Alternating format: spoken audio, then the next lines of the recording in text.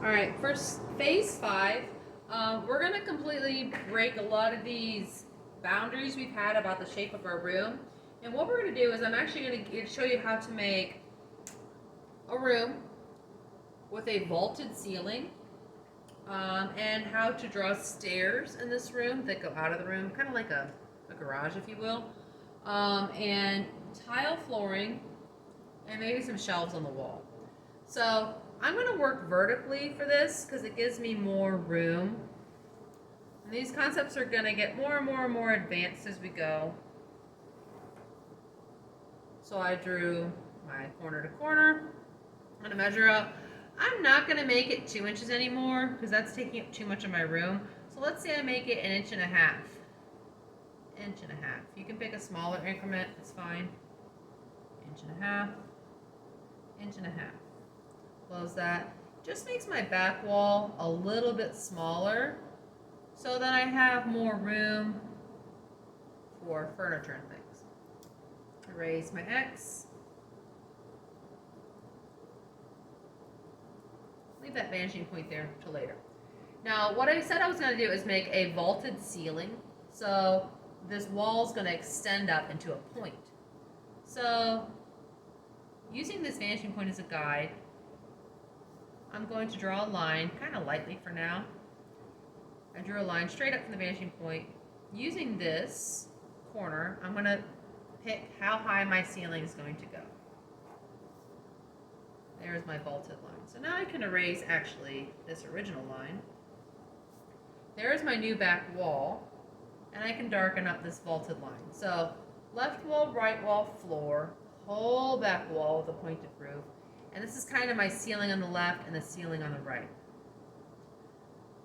For now, we're going to keep them closed. On another step, I will show you how to make stair railings like you could look over, which gets pretty cool. Now what we're going to do is I'm going to make a couple beams to go across just so you can really visualize how it's vaulted. So I'm going to take and make it look like a lodge. I'm going to add just horizontal lines that go across. And as they go away, they get closer together. And then I'm going to draw another set of horizontal lines, but I'm going to make these wider apart and take up more space than my original two. And it looks like beams that go across my ceiling that separate this room from the room above. Next step is I'm going to make stairs. Stairs are interesting to draw. When you do these, we're going to draw the flat bottom edge of a stairway, let's say right here, up close towards the viewer. Don't run into this where this ends at. You want to stop short of coming right directly down below your vanishing point, or else it creates a really tricky issue. I drew a horizontal line and a vertical line. Now I'm going to create a stair pattern. Up, over, up, over, up, over, up, over. Okay, so I have 4 steps in this picture. Erase your ground line inside of there. Now all we're going to do is take all of these points, just like it's a piece of furniture, and we're going to connect them towards your vanishing point. So I use my vanishing point, connect the top of the stair, pivot, inside corner. 3, 4. Keep pivoting. That's where you'll have a problem if you go directly underneath this dot. It gets kind of tricky.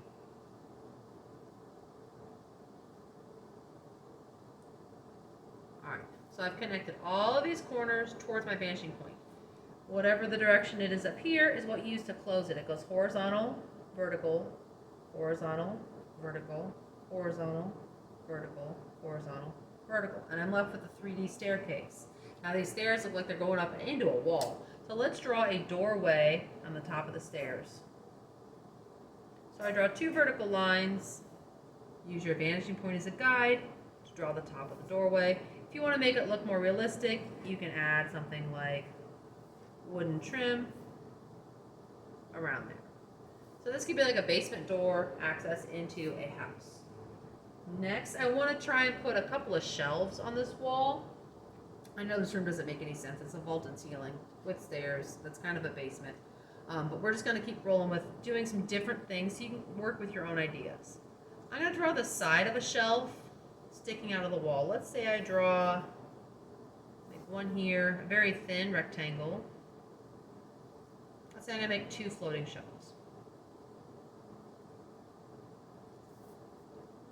So I've drawn the side of 2 shelves.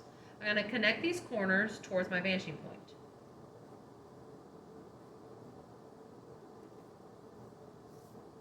If this is a vertical, I'm going to draw a vertical.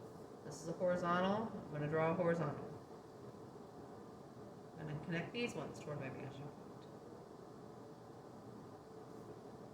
Horizontal and vertical. So now I have 2 floating shelves. You can do something like add a string that goes up. Some people have these kind of shelves. Or you can put a support underneath of them. You can add things on top of here, like if I want to put a vase or something extra on top of here, or picture frame sitting on top of there. You can add those things in however you would like on this project.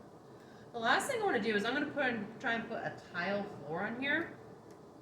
Just like the wooden floor, I'm going to use my vanishing point as a guide, and I'm going to create a fanned floor texture here. All these floor lines go back towards my vanishing point.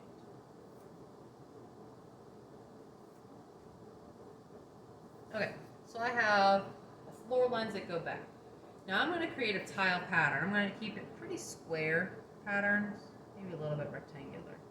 I'm going to go like this. I'm going to create a line right here. So that's the first block of tile.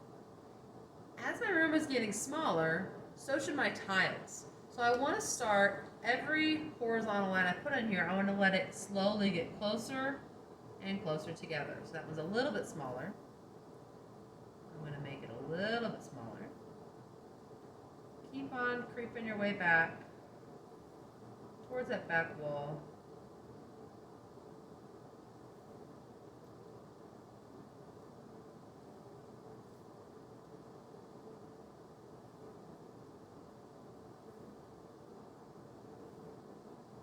There we go. So it kind of looks like a tiled floor, shelves on the wall, vaulted ceiling, staircase.